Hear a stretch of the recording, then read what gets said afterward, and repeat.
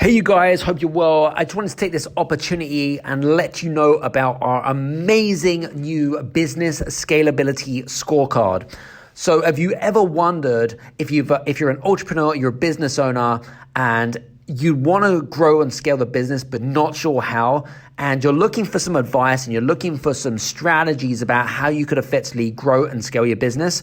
Well, this is your opportunity. We have actually created an amazing business scalability scorecard. It'll take you around 7 to 8 minutes. And at the end of that, it will actually create a report of all of the things that you're doing particularly well in and the things that you need to make improvements to your business. And it's a great tool and a great asset for your business. To get free access to that, go to bit.ly/business-scalability-scorecard. Go there, go now. Take care, see you soon. This is the Game Changers Experience. Deep dive conversations with leading business disruptors, Olympic athletes, celebrities, entrepreneurs, and influencers from around the world. This show will teach you insights about the winning principles in mindset, productivity, marketing, branding, entrepreneurship, business strategy, and more. Hosted by Productivity Authority, business strategist, former elite athlete, author, and public speaker, Adam Strong. Hello, everybody, and welcome to the Game Changers Experience with myself, Adam Strong.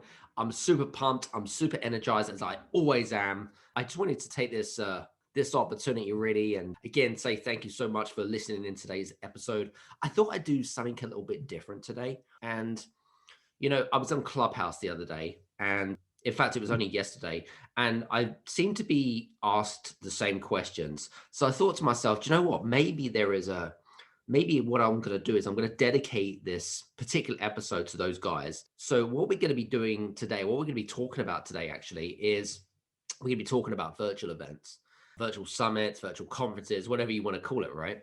So I really wanted to delve in deep here about how you can leverage virtual summits, virtual conferences, about how you can effectively grow your business, right? So some of you know, or most of you don't know, we ran our first virtual conference last year, which was when was it? Oh, we came up with the idea in March of last year, just as COVID had hit. And one of the things now, by the way, just want to let you know, I had zero experience when it comes to running virtual events, because it's a completely different animal when it comes to running live events. So if you are in kind of live speaking event space, or if you've been part of any live events, they're very, very different, right? And so virtual events are, you've really got to understand a number of key fundamentals. And what we're going to do is we're actually going to go through, I'm going to give you a checklist, I suppose, of things that you need in order to run, create, and absolutely smash the ball out of the park when it comes to creating a virtual event or a virtual summit. And I'm going to share with you my step-by-step guide. Whether you want to take it or leave, it's entirely up to you. But if you are thinking about running a particular virtual event, whether it be a small one, a big one, whatever it might be, okay, then what I would highly endorse you to do is make sure you've got your notebook and pen handy, because there's a lot of information that you're going to need to take into consideration. So let's get started. As you know, some of you know, last year we ran our first virtual summit last year. I do a lot of speaking from around the world. I'm an international speaker, so I speak in many different countries. But when obviously COVID had hit, obviously didn't happen anymore. However, one of the things I really have found is that the way that we connect here, me and you, through this recording as an example, is very different from a face-to-face conversation, right? It's very different because the energy is different, the connection's different, just the whole setup is very different. It actually produces a bit of a barrier, which means you've really got to learn how to speak to people as if like I'm speaking to you directly, right? And it's exactly the same with virtual conferences, okay? Now, what I was going to say to you, let me just quickly tell you what I've done and what we did as a team and what we didn't do as a team, because I think it would really help you, especially if you want to run these virtual summits with success, because most don't run success. So back in March of last year, one thing that I identified as a potential opportunity more than anything else. For me, I love to take things which are basically when everyone is in panic mode, right? Everyone is in fear and kind of running around like headless chickens. I see lots of opportunities. They just basically like my eyes just completely open up to a whole new world. And so one of the things that I really established or really found out that virtual summits, particularly in North America, by the way, and by the way, I'm not picking on my American and Canadian friends, but it was just kind of an observation, is that a lot of virtual summits are done, well, they've been done for the last 10 or 15 years. It's nothing new, okay? But in countries like Europe, okay, virtual summits are very different. You know, the whole kind of embrace of technology we're a bit kind of late on in the game, if you like, right? Um, and one thing that I learned about sort of virtual summits in North America is that there were some good things to them, and then there were some not so good things to them. So the good things is that they were very well organized. Generally, they had some good structure, and generally they had some good systems backing them up, which is, there's some good foundations. The things that I really kind of drives me insane, right, is one thing that I learned about virtual summits is that the virtual summit was always about the event organizer. It was always around their ego and about the fact that they're the big superstar and whatever it is. And that's very opposite to my core values. I'm very much from a collaborative perspective. And I'm a big believer is that the world has changed over the last, especially in the last sort of 18 months, 24 months or thereabouts. It's changed because the way that we think and the way that we do things is slightly different. And some of us have also had the opportunity to really self-reflect, right? So that was the opportunity. The opportunity was, how can we create a virtual experience? I'm going to call it a virtual experience because to me, it's a virtual experience, right? A virtual experience from a bit like running a live event into the virtual space, but being done well. One thing that I learned is number one, making sure that it's not about you. Really important. Like for me, when I'm on Clubhouse, when I'm sharing my content with you guys, I genuinely believe that it isn't about me, it's about you, about how I can potentially help you. Whether you take my advice or not, it's entirely up to you, of course. But for me, it's not about me. It's never been about me. And I'm a big believer in the whole kind of universe thing, right? So the more that you give, and the currency of today is about giving value, the more value that you give to someone, or the more value that you give to the more value that you give to the universe as such, the more that the universe will reward you down the line. I can guarantee it because it's happened to me twofold over and over and over again. So I was going to say, so we ran the first virtual event last year. And what were the big problems that we identified? Well, number one, we identified that people were in a place of panic, fear, and, oh my God, the world is falling apart, right? So people reacting in very strange ways, okay? But we wanted to take a lot of entrepreneurs and business owners that were in that place, right? From that place into a place of safety, security, and the message was it's going to be okay, right? It's going to be okay. And our vision was all about helping 100,000 entrepreneurs from around the world to help them go from this place of insecurity, fear, and the whole world is crumbling to the place of safety and, oh my God, it's going to be okay. It's not so bad.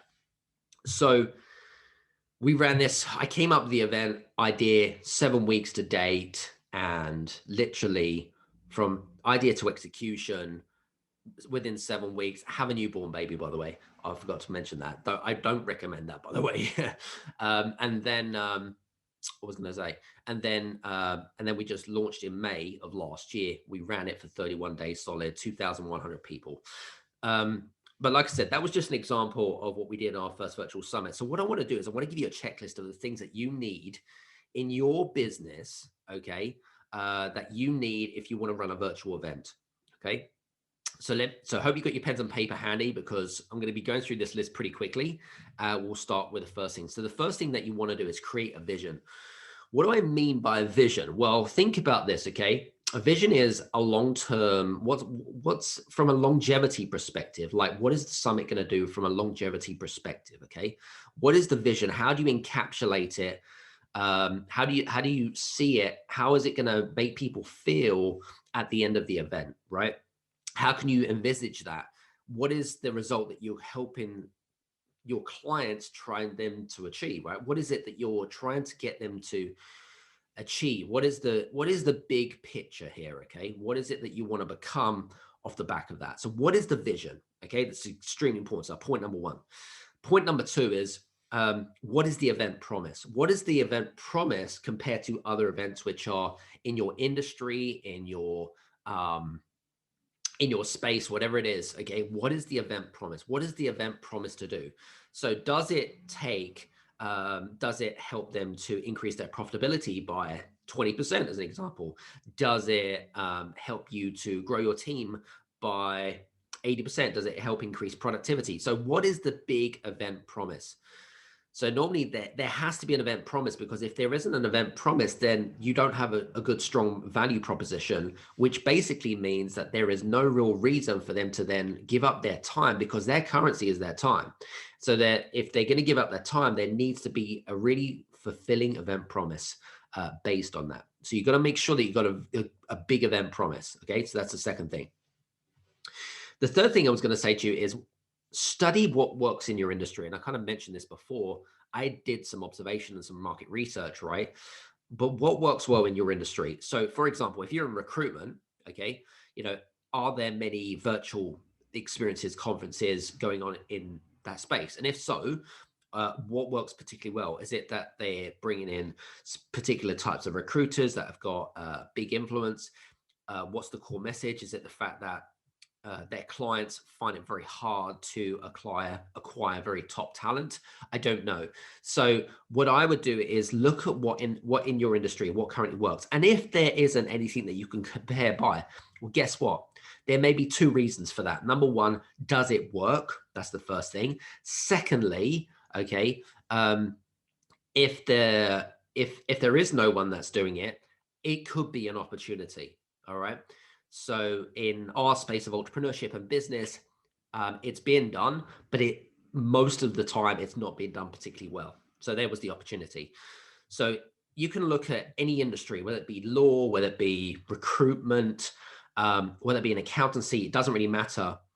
What are the things? What's doing well in that industry that you could take from that and really kind of think, how can we capitalize on this, right? So that's the third thing. The fourth thing, which I think is extremely important, especially if you are on a bit of a limited budget, is how are you going to generate traffic? How are you going to generate interest? What is the plan of action? What's the marketing plan? So obviously there are two types of traffic. You have paid traffic and organic traffic. The first time that we actually did a virtual conference, we just did organic traffic. And how we drove that organic traffic was actually through our speakers. So we basically had an understanding between our speakers, and we got them to sign a really simple form that if we're going to do this together, then we have to work together, right? That's the whole point. That's how a whole collaborative relationship works, right? So we basically created some email templates. We asked them to basically put it out in the social media world at a particular time on a particular date, and basically to spread the word, use their graphics, and provide them with the blurb, because they're, especially if you're working with influencers in particular, you want to make their life easy. They're busy people. They're giving up their time. So you've got to be really conscientious about what exactly that they can bring to the table, and vice versa. So that's really, really important. Number 5, really, really important. Number 5 is, what do you want to get out of it? So what is the purpose of a virtual event or virtual summit? Is it to generate leads? Is it to increase sales? Is it to increase relationships or your network? What is the purpose of, like, you know, not being funny, there has to be a underlying cause or an underlying purpose. So for us, what we wanted to do in our first virtual experience is that we wanted to create more. We wanted to build brand, which is extremely important. Building a strong brand. Number two, to formulate new relationships and partnerships, and number three, to generate new leads. So there were three actual things that we wanted to measure. So we used, and we achieved all of those objectives. And a really good example of this, for example, when we did our first virtual experience, we actually, I launched a podcast. Off the launch of a podcast, I was actually on the front cover of a very reputable business magazine in the United States, which has huge readership as well, called Business Influencer Magazine. So that was a great opportunity. And it was all because we gave, we serve. And again, it wasn't about me, it was about who we can serve, who we can add value to. So think about, what exactly do you want to get out of it? So that's that. Number 6, what can you do to delegate out in order to launch it as fast as possible? Now, I'm not going to lie to you, running a virtual experience isn't easy, right? Especially if you're inexperienced. We did it in 7 weeks from idea to execution, and I have a newborn baby, but that's because I move very, very fast and I'm wired very, very fast. The best thing, especially with you left brainers who are more kind of green analytical types of people, stop trying to perfect things, right? Stop trying to make things perfect. Stop trying to make things, because otherwise you're going to be 1 year down the line, you're still one of those types of people that just don't get shit done, right? I want you to just focus on the 80-20 rule, right? And delegate as much as you can. Try to not be a control freak. And then I know it's hard to let go, but at the end of the day, you're just not going to do this alone. It's physically impossible. And for you right brain people that have shiny penny syndrome, right? One idea, one event promise, and just go, right? And you want to get people involved, especially in your team. There are some basic people that you need in your team in order to make the virtual experience absolutely amazing. Number 1, you've got to make sure that you've got a great copywriter. Copy is going to take out the most of your time. I'm no great copywriter, I can tell you that for sure. But making sure that you've got a great copywriter on your team is absolutely essential to get the message across. So when you're creating that landing page in long copy form, a great copywriter will be able to put it into a particular structure that will help essentially, should we say, shape your virtual experience and really kind of entice people as well. So that's the first thing. Secondly, you've got to make sure that you've got a really good graphic designer. I really detest virtual experiences that have really got crappy marketing materials and stuff like that. You've got to have a great, and you can pick up really good graphic designs if you don't have access to one. There's some great websites on there like Fiverr, Freelancer, and stuff like that. Make sure that they've got at least 10 5-star reviews, and just make sure that you've done your due diligence on these people to make sure that they're ticking the right boxes and stuff like that. So a graphic designer. And number 3, ideally, you don't have to, it's not essential, but an audio and video editor. So if you decide that you're going to turn the recordings, or you're going to turn the recordings into a finished product, or an MP3, MP4, whatever it might be, if you're going to turn that into, then you want to make sure that it's finished in the right way, a great editor will take out the ifs, the buts, the stop words and stuff like that. So those are the 3 people that I would entice you to have. They don't have to cost you an absolute fortune. But again, it depends on, number 1, your budget, depends on where you're going to allocate certain funds. And for those of you that are new to this and you're thinking to yourself, oh, this sounds a bit risky, Adam. This sounds as if it's, it's a lot of work. Absolutely. There's definitely a lot of work required. There's 100%. You have to go all in on a virtual experience, because otherwise, if it fails, or if it doesn't work out the way you expect it to work out, then you can turn around and say, well, did I absolutely go all in, or did I not? So for me, I'm an all-in type of guy. I don't dip my toe in and see how warm the temperature is, right? I actually go all in and that's it. I'm committed. So that is the kind of mindset that you really need to think about. So that's that. And then basic equipment, right? You don't really need huge basics, huge equipment. You don't need like massive audio decks. You don't need to have like 15 different audio studio lights. I was going to say audio equipment. You don't need to have all of those. All you really need is a really good microphone. That's extremely important. Really good lighting. Okay. So it could be a studio lamp. It could be one of those desk lamps, similar to what we've got here, actually. You've got to have a laptop or a desktop at least, and a decent set of headphones. So those are really the basics that you really, really need in anything. The other thing as well I was going to say is when we approach a lot of our influencers and we sold them on the vision, right? So with some of our people that we had in our first virtual event, we had Sharon Lecter, Jack Canfield, Dr. John D. Martini. We had like 26 other people as well, like really high-end business leaders, thought leaders in their own industry, in their own right. So you've really got to think like, how am I going to entice them to be part of what we're trying to experience?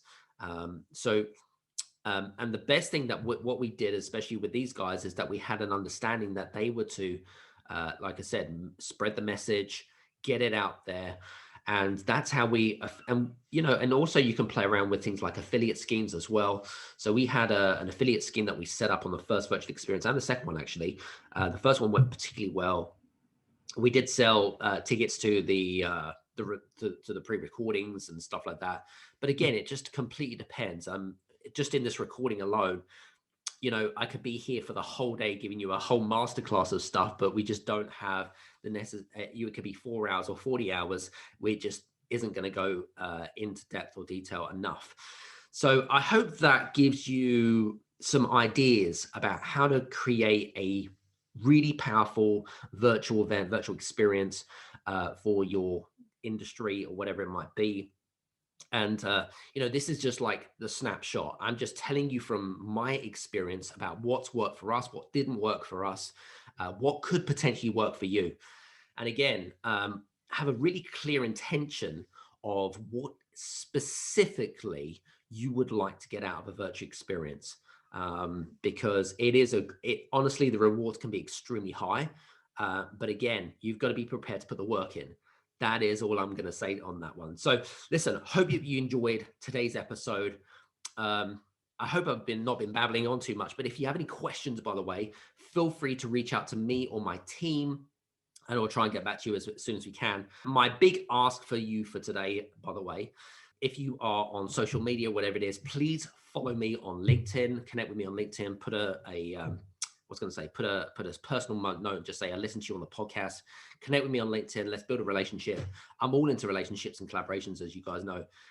So I hope you've enjoyed today's amazing episode, and I'll see you back again on the Game Changers Experience. Have a fantastic day. See you soon. Bye-bye. Hey, you guys, I just want to say thank you so much for listening in to this episode of the Game Changers Experience. I hope that you got some amazing value, some great insights, and golden nuggets that you can implement into your business straight away. I would really, really appreciate it if you could leave a 5-star review on the button below. Have a fantastic day, and we'll see you on the next episode. Take care.